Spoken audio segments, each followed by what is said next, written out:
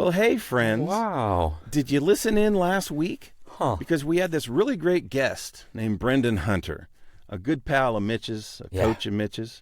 Yeah. Well, it went a little long, so we cut it off, and we made it into 2 interviews. And guess Didn't what? we, Mitch? Yeah, and guess what about that? It's even better that way. Because you have to wait for some of the juiciest, most wonderful parts that you wanted to listen to in the first place anyway. This is the intro to the... This is our intro, isn't it?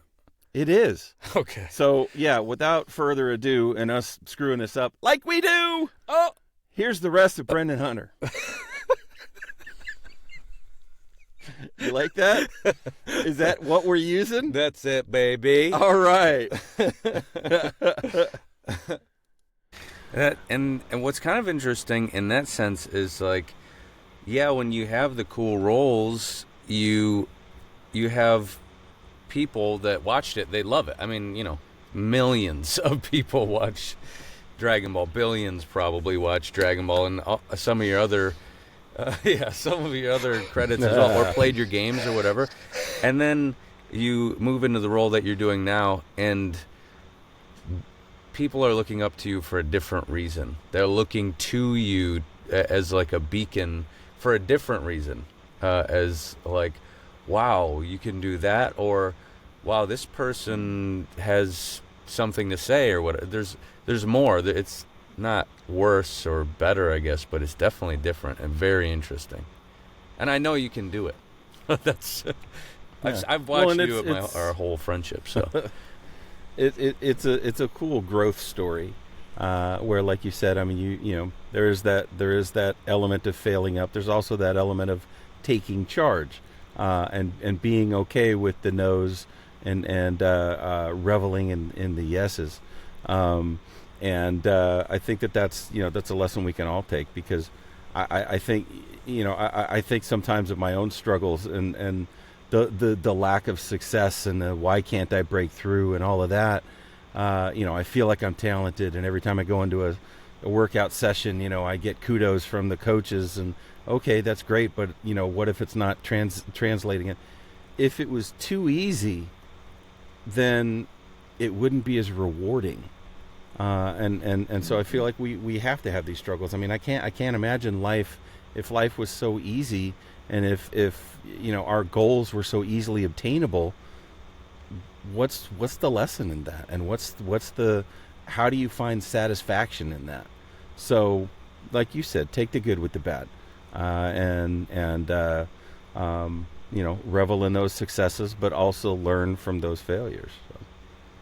Yeah, and maybe you don't revel so much as you appreciate those successes because they're fleeting. Well, I guess reveling was a bad description. It's not at all. I think it's a really lovely word, but yeah, to your point, how many people get to do that though? Most of the times you're rewarded for success, and you're often promoted to a point of obsolescence. So here's the dynamic most of our forefathers or forebearers existed in, and yeah, you know, you make too many mistakes. Well, you might not get promoted, you might not be noticed, and you might stay in this kind of gray existence.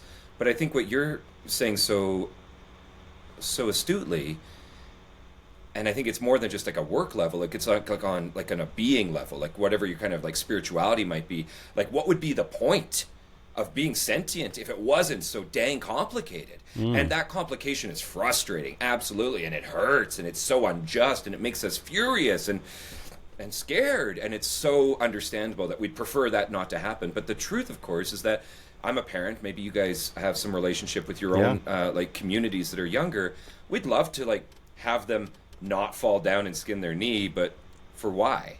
That's just part of it. Like, that has to be part of it. And in that part of it, what can they come to us for after they're hurt? Support. Maybe some insight, maybe some camaraderie, but they don't need us to shield them from their own journey, because then they will, well, hey, not to put too much of a point on it, but we have a lot of young humans right now that are not sure at all what to do. Yeah. And where is that coming from? Well, a lot of times they have not been allowed to fail. And so they don't even know what that is like to survive. So understandably, they're terrified of it, and they don't put themselves in a position to fail. That seems like a preservation. But you and most of us can see it from the other side of the lens as like, well, I'd really recommend you get dirty and make a mess and make some mistakes and get some scars, because it's not that you're going to be in love with those moments, but you are going to need those moments to be what you're about to become, and you can't get there without it. They're going to shape you. And crack you open, right? Yeah, we all have those scars that make us who we are. And if we didn't have those scars, then we'd be pretty doggone boring people. And your history book should be yours to celebrate. And I think a lot of people are so afraid of their history book because it's full of problems and full of pain and full of regret. Fine. But here's the other truth of it. It's yours. It's your history book. And nobody in can that take that book from you. is your truth. Like even if whatever, the world ends, right? Even if your unique note of expression, your vessel that's going through these challenges, even if you don't see its value, it doesn't matter, because we are supposed to be challenged if we are truly stardust trying to know itself. Don't worry about the rest. Try. Go ahead and try and take care of those you can, but at the end of the day, know that it was worth it. You were supposed, not that you were supposed to suffer, but you were supposed to be challenged. It was supposed to be interesting. Yeah, that's a good point too. It's interesting. Like I said, I mean, if you had success in everything you did, it'd be a boring existence. So. Yeah. Nobody reads that story. No. Right. And, like, not to be mean to young artists, but some of them have had, nothing but success, and they're 20, and you're like, okay, pump the brakes there, champ. You know, like, you're in this wonderful golden zone, but it's all temporary. And I know that there's that kind of like how high and how far you fall kind of thing, but you kind of want to love these people and go, God, that must be amazing that you haven't really been challenged yet. But oh boy, I don't want to be there at the wreckage site of your first failure. Oh boy. Hey, has it happened yet? Has it happened yet? Because you're going to be better for it, absolutely. Yeah. But my goodness. Well, all right. Hey, couple more questions before we get into having some fun. My last question is, you've already alluded to, you're in the middle of directing one game and you have another one on the horizon, and there's some non-disclosure stuff where Spoilers. you can't really talk about that. But is there anything that you can talk about as far as like what's next for Brendan? What are some of the things that are on the horizon that you're looking forward to, or what are the goals? I mean, what do you hope for that maybe comes out of these games that you're doing? Well,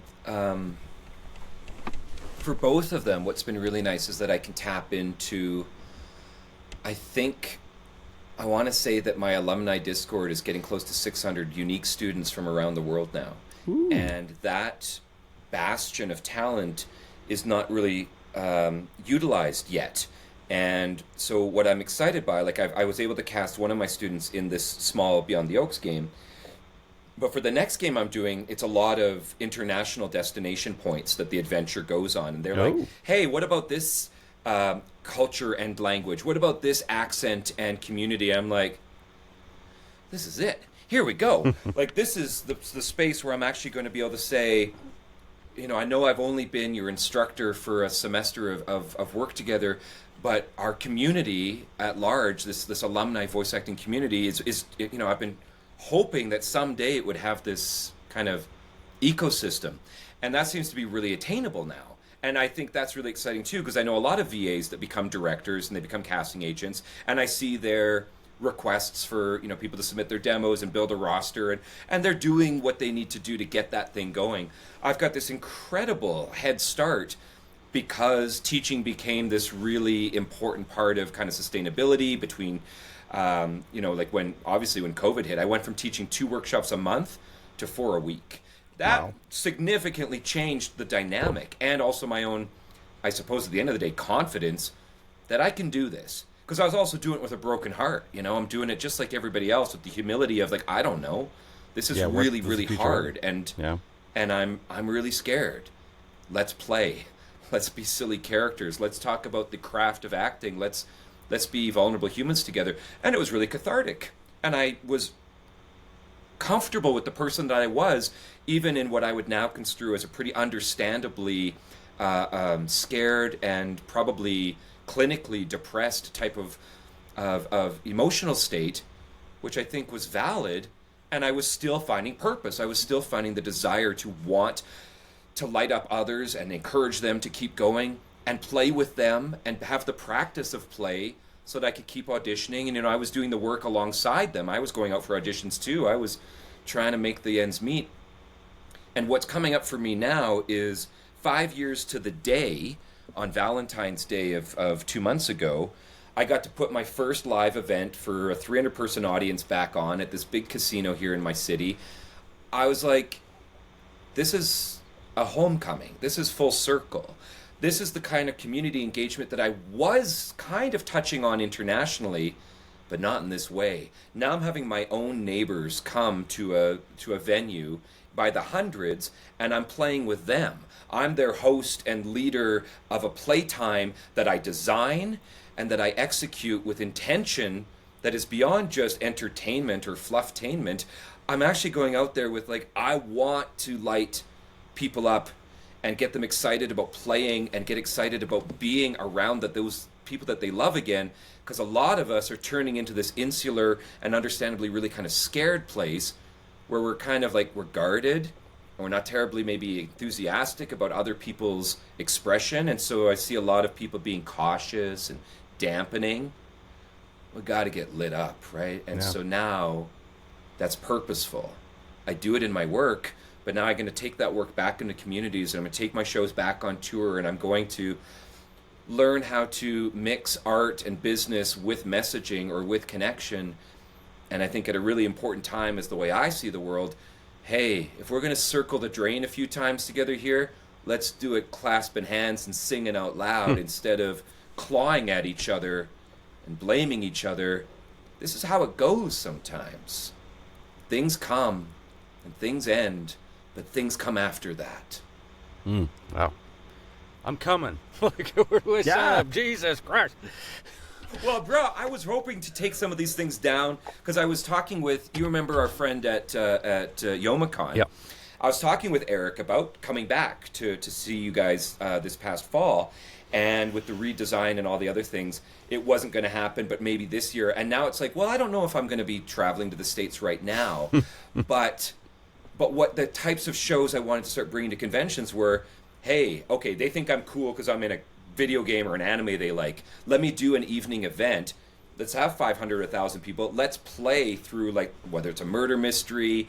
I've got this one show that's a film set where you make a short film while you do the show. Like, it's things that are, like, pretty playful and pretty fun, but at the core of it is, of course, collaboration, problem solving, and personal expression, right? Like, these are the things I'm trying to light up in people. But I will continue to look at that, because I think whether my tours just kind of stay Canadian-centric for now, or, I am looking at maybe doing some like UK, Ireland, Scotland, New Zealand, Australia kind of stuff. I've never done those communities. Now might be the time to do that kind of a world. That this is like, as a dusty older VA that's got credits from Womp Womp, I can also start to bring, because I think what even Eric and you and I were having in Detroit was, there's a lot of sad faces. There's a lot of dour people. There's a lot of understandable resentment and infighting and desire for better, but kind of like, I don't want to fix it. I just want to be mad about it. Okay, whatever. But bringing a guest to the convention that is there to be a community member, there to be a connector, there to be someone that can, talk about the voice acting industry and sign your Hisoka Funko Pop, and that's fine. I love doing that stuff. But above that table relationship, this is the kind of the evolution that I was seeing is possible, that I could curate a new way of connecting with the attendees. Again, I started as an attendee too. It's okay that you think some of what I do is special, but it's also okay that I'm in the trenches with you, goofing around, staying up late at the convention, making videos, making live action plays together, and that will be another part of it. So I'm kind of testing the waters with these tours that I'm going to do that my company is going to produce and that I'm going to helm and take out into the world, but then I'm also going to have digestible ones that can go on tour with me when I'm just a part of a programming like Convention Life, and see how that can be a value add. And hopefully, as I direct and hopefully act in new titles, I can have that kind of ecosystem keep going. But if I can't, these other ways that I will continue to find a purposeful and somehow meaningful relationship with communities that allows me to keep paying my bills as a fringe part of society. Wow. I mean, yeah. I just want to follow along. Like what? It sounds so juicy and fun. Oh. And I can't wait to see who follows you. I feel like you're the Tony Robbins of voice acting community. Like, I told you I was 5'7". Yeah, he's got the deep register, but he doesn't have that deep of a register. oh. Well, so I like that because when I go into morning bedroom voice, right, you can really just live down here. And a lot of people respond really well to that. Some people don't like it because it's too ASMR and stuff like that. But the other thing I'm learning is that I've had to speak customer service voice a lot and practiced at it. But there's this great singing technique to relax the throat. Say your own name on a sigh. Brendan. And you have to go into this low, soft, unaffected space. You can use a different word if it's uncomfortable to say your own name, because I don't really like saying my own name. It's a little weird. But yeah, like you could say hamburger. Tortilla. Right, you just say it on the sigh, and it gets you into this nice, grounded, relaxed place. And so if you're doing a character that is quite like anxiety-laden and pinched and tight, but then has these moments where they're going to be quite, loose and relaxed, there's these great little techniques that you can do to just kind of reset. And then you could take the microphone and say, I'm not going to yell in the microphone, let's do the mic test, let's get it set up right, so that you can do that Tony Robbins thing where you go, I'm really proud of you, I love you, I want you to be the better you. And you can live in that part of your voice, which is a really powerful place for you as well as for the recipient. So I'm excited to explore all kinds of that dynamic of how do we better connect with people, because I don't know about you, but there's a lot of men in particular that I'm really struggling to find hey, how do we just have a normal conversation that's not so full of vitriol? I love your passion, but it seems to only include the anger, fear, and resentment. So becoming more able to express ourselves and communicate with people that are really kind of difficult, and hopefully even get them to a place where they're not that interested in being combative anymore, because outside of the combativeness might be something productive. And that's what a lot of my characters in these shows are trying to do, is like my last one was a pirate ship captain, right? So the pirate wedding was this big Valentine's show. I built this ship that went across the thrust of the stage. It was really fun. But even in a position of authority, I'm this weirdo, guy who's playful and is encouraging them, and I'm getting every table to send up a champion to compete in this or that or other things. And they're pushing themselves, and all I do is support them. All I do is encourage them. Yeah, there'll be a winner, but there's none of this, you're no good, I'm so mad at your shite. None of that. It's just everybody tries, and the cream rises to the top, and you appreciate it, and you celebrate it. And then the whole crowd, we actually had a live dating show where one of the I'm getting a bit tangential, but where one of the contestants in the dating show was one of these champions from the 30 tables that all got to send up. And now the buy-in from the audience for that person to do well, my gosh, that was fun.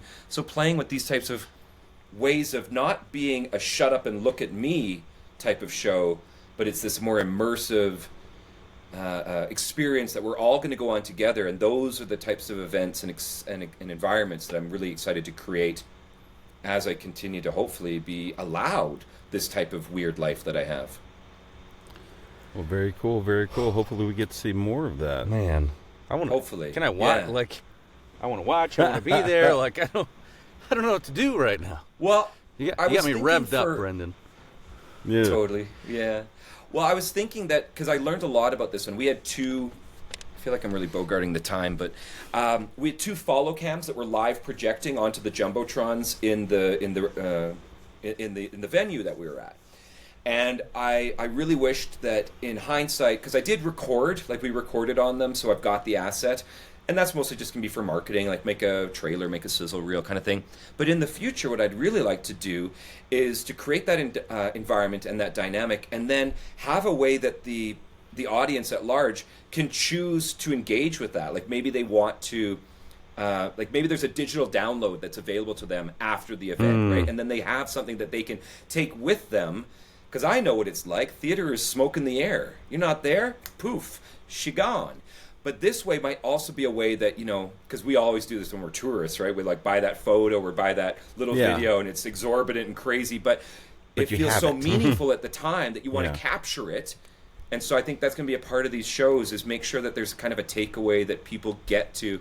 I was at this weird thing. I'm in the show. Let me show you. I've got it. Yeah. It's on my. It's on this digital download, which I think is a nice evolution that I'm going to be able to learn how to do better. And kind of like that thing. What if there's a digital ticket? What if you can go in and watch it kind of like, I mean, it's not great. It's like, you know, watching your friend's kid do a play and they've recorded it on their phone. But it's something, right? Like if you wanted to see you can be show, excited about it, sure. Yeah, maybe it's a $5 ticket, right? Something really accessible that allows you to watch a real live event. I mean, it's not going to be Kesha, but, you know, it might be something. I brought it. We went to Kesha together.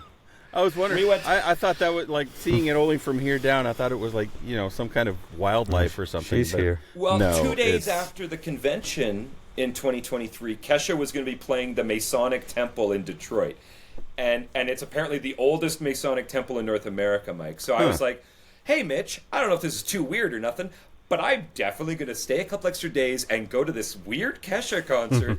And he's like, sounds neat. And so luckily we were able to go together, and it was a hoot. It was an absolute wild event. And we're in we're just in the floor, like we're just like in like the no seats floor at the front of the stage, and just having a magical event in this really unique old structure. But also, if you've been to Detroit, it's also in one of the parts that's very boarded up, and that was really unique for me as a person who hadn't been there before. That was my first visit. So I was in like gentrified downtown, and I'm out where Mitch lives, and that seems all very normal. And then we're going to parts of the city, and I'm getting toured around with like these, you know, cool people that own a van, and will take you to like that used to be where 1,000 people made cars. I was like, wow, this is a really cool way to get to know the city, and with a local. And in fact, because of Motown Detroit, Mitch, I'm calling my studio Schmotown. Really? Ooh. Really, for real. Because Schmotown. what I was really fascinated by the Motown experience at the museum, if you get a chance, is he just started buying up the houses on his street. You know, the company was expanding, and that house was going to house this part of the expansion, and this house would be the accounting house. And so so now that I've got this, you know, I've got this extra space, I'm unfolding into my community, and eventually I'll have my own Motown. But for now, it's Schmotown. Schmotown. I'm real little. That's hilarious. All right. Well, time being what it is, You guys we have do clocks. need You to guys adhere. start pushing towards the end. So We're just gonna split this into 4 different wonderful episodes with different. Yeah. There will be some editing down. We do need to get it close to an hour, but I will go ahead and prompt Mitch if you want to ask your final question, and then we'll roll into something fun. Brendan, you know the question. Who's on your radar? Tell me a name, and I will find them. Yeah, well, I've actually been asking that student to share with me, kind of like, you know, because I know I don't know, like I just know a little bit about them because we don't live in the same city. I've cast them to be in this project. You know, they've won, I think they've won 2 of the alumni Discord server voice acting contests that we've done over the last couple of years, Mitch. So her name's Katie Marie, and she's very talented. Yeah. Okay. You know Katie. Katie's great. Mitch has. All Yeah, right. yeah. We know this person. So we Katie have Marie's verification that Katie is a she's name great, we need but to know. I don't know where to like send people to like connect with them on, I don't know, socials and stuff like that. So I did like want to just like mention that, you know, the guy that I'm partnering with to make all of these things happen for the video games and stuff, Mike Anthony, he came to my table in like 2012, and he was 700 feet tall. I think he's only 6'7". Which to But you he is came up to 7 me- close. Feet tall. Very close. Well, when you're 5'7", it's a big difference. And he was really awkward, and he was this kind of classic, large, lumbering kind of convention guy who really fit a lot of the demographics of like, hey, that's a that's a big nerd who's into his nerdy things, and it was like, yeah. And he came to my table. He's like, I really want to be a voice actor, but I've been told I don't have a nice voice. That was neat. That was really neat. And so I looked at him. I said, well, you don't have to have a nice voice to be a voice actor. And he was like, really? I was like, yeah, man. Yeah, man. No one's ever told you this? Yeah, man. You do. You get to be the voice actor that you are going to become. Who gives a crap if some people don't love your voice? Like, what is that about? And they'd never really had that kind of encouragement. And so they started. And some of their journey was coming in and doing some classes with me, like Mitch. And I was like, this is so cool. We're going to get to be friends. We're going to get to work together. And he started writing scripts. And we did some like YouTube videos they were fine. We were trying. And then he started to help like find clients, like we were trying to like do work as VAs, and he was trying to bring work together. And so now we live in the great harvest of a lot of Mike Anthony's work, where I was the one with the studio, and I was the one that had the credits, and I was initially the one that was in the community, but they stepped into that community and they started networking and they started communicating with people at a really different level. He was a veritable unknown.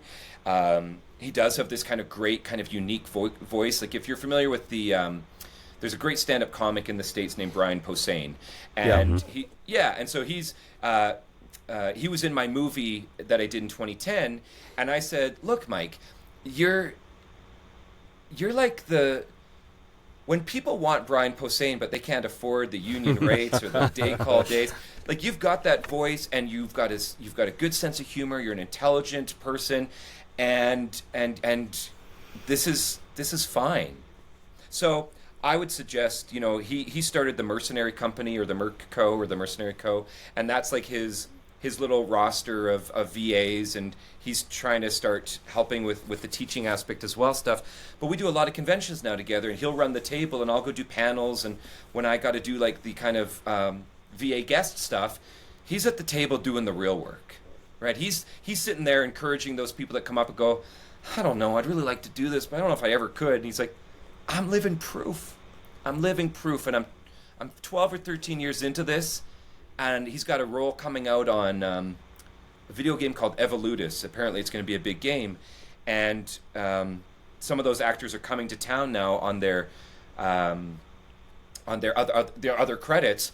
And he's able to go up to those tables and go, "Hi, it's really nice to meet you. And I should also let you know, I play Panda Guy in Evolutus, and we're going to be working. We're going to be on the same project." And he can't believe that this is how possible it is. And I don't know if that's similar when you guys have your own journeys, which now include, I've got stuff that I'm proud of. Like Mitch sent me that great animation piece, which I know is just one of numerous opportunities to hear you in the sphere. But here it is, right?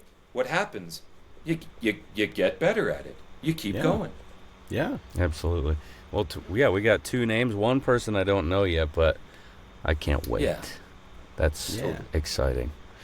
Well, all right, Mitchie, how you feeling? You getting itchy, Mitchie? I'm always ready to act, you guys. That's a tight 90 minutes. Is it tight 90? Well, well, to be seen on that. There may be a little cut in here and there. I think we should split, you guys. But anyway, what we're gonna do now, I need to act, so you guys need to.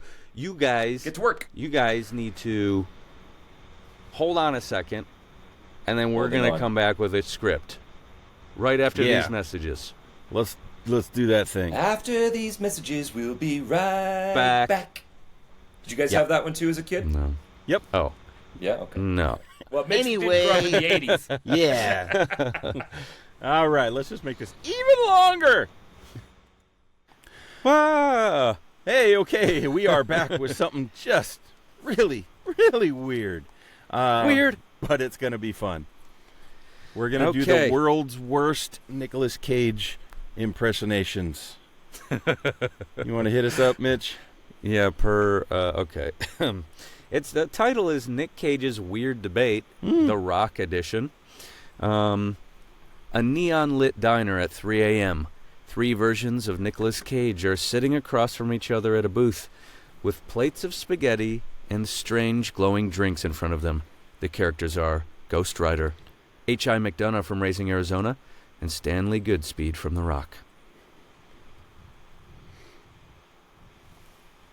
Ghost Rider left us. All right, listen up, guys. Life's simple. Vengeance and flames, right? You ride, you burn, you seek justice. A man makes a deal with the devil, gets a skull for a head, and suddenly, boom! World's on fire. But fire purifies, and it doesn't wait for anyone to catch up. Oh, now, hold on there, Johnny. I'm trying to eat my sandwich here. You just can't go burning everything down. Man, life's about family, raising kids and teaching them right from wrong. You ever try raising a kid with a flaming skull for a head? It's just not practical. Family, right. You know what's more practical than love? Defusing bombs. I defused a nuke while a guy was holding me at gunpoint on Alcatraz, trying to do that with a baby in one arm, sandwich in the other. Your skull's on fire. Life's about precision. Making the right call under pressure. You want to talk precision? My whole existence is about chaos. There's no right or wrong, just the fire. And it burns, baby. It burns deep, deep, deep down inside me. And it's about embracing the rage, feeling it burn through you. You think defusing bombs saves the world? Bruh, it don't, nah. You can't stop the inferno with logic. You gotta let it burn. Logic? I don't know about that, Johnny. I'm just trying to get through the day without ending up in prison. And you're talking about chaos. Try changing a diaper while the world's on fire. You gotta balance stuff out. Like, yeah, I've stolen a baby or two in my day, but it's all about doing the right thing. And that very thing that your wife wants. When she wants a baby, you go and you get it for her. You know? Hey, you stole a baby? Seriously. I'm over here saving the world, and you're talking about diapers and criminal acts. Life isn't about raising babies. It's about keeping the world from blowing up. You ever tried stopping a bomb from going off in a military facility? That's real pressure, my friend. But you think your bombs are a problem. I've seen hell, and it's a whole lot worse than anything you've diffused.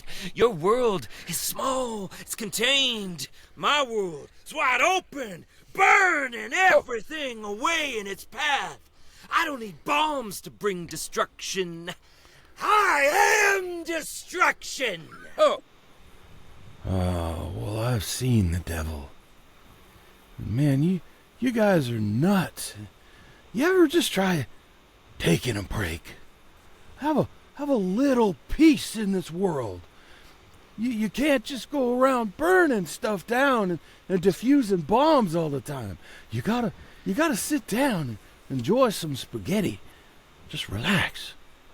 Family, man, that's family's where it's at.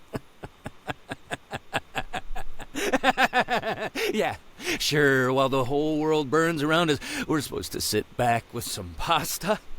That's real practical, H.I. You want peace? I'll give you peace when I'm trying to stop everything from going to hell. Peace doesn't come that easy. You guys are missing the point. Peace is an illusion. There's no peace in a world like this, only the fire.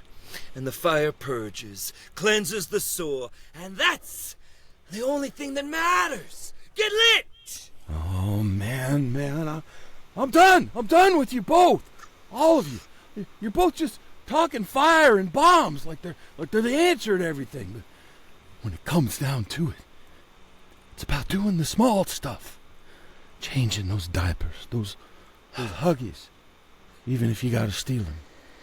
Making sure your kid eats the right cereal with milk. Yeah, it sounds silly, but that's where the real work is, fellas. Small stuff.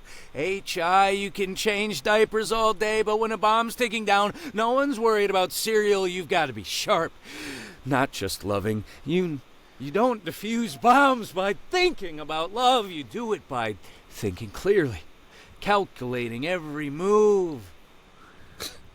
Cereal. The lactations of bovines.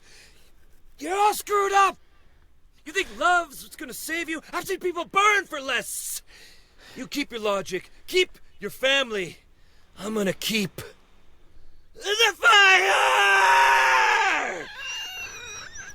Well, you two were out there fighting fire and, I don't know, saving the world, whatever you're doing. I'll be over here raising a family and trying to stay out of jail. Just don't forget, guys, real life happens in the weirdest moments. Yeah, well, I'm gonna need a vacation after all this. I've got an appointment to get to. Bit ahead. Then I'm gonna take a nap. Oh, it's okay, little H.I. Jr. You see now this is what life's all about. I need a really long vacation. Oh my Wow! Wow, those were God. bad. I mean, Brandon, yours was pretty good, but you know, Something. We all did something. we did really something. Yes, Yeah. we did. something. Yeah, I Yes, lost my southern Nick Cage accent about halfway through. Mitch morphed into We were just playing. It was fun. Jack Nicholson again. Jack I Nickel did. Nick Listen. Yeah. Oh my god. But yeah, I mean that ended up being a heck of a lot more interesting than I thought it was going to be. Yeah. Wow. And now I have to go sleep on that. I don't know what the heck is going on in my life. Gotta go take a nap. That was amazing. All right, Brandon. Yeah, but Thank you. my pleasure. good Spend time with you fun. guys. It was fun. Yeah. Thanks for including me in your cool thing. Shenanigans are shenanigans. Yeah. Cool shenanigans. Yeah. I'll Well, miss you. we appreciate all your insight, all your. Yeah, let me give you the heart that my Apple will Does show that- that there they are. Yay! And people who are listening have no idea what's going on. You have to watch the video on YouTube. Yeah. Okay. Just go to YouTube and look up Mitch and Mike, and there we are. I believe it. I'm going But anyway, we'll let you go because it's been a long episode. That's probably going to end up being 2 episodes. 2 episodes. We got it. Yeah. This is Thank me you, waving. to. So nice to spend this Anyone time with you. And all the best out there. I believe in you even when you don't. Yeah. And leave it at that. I kind of wanted to be leaving Las Vegas, or what, honeymoon in Vegas, Nick Cage. Is that kapa or kapa? Yeah. All right. This is where we do an awkward goodbye. 'Cause it's Awkward just- goodbye. Awkward goodbyes, everybody. It could have been awkward with Brendan, but we made it worse. Yes. That's Bye what we now. do. Bye now. We love you. Here he goes. Oh, okay. Oh.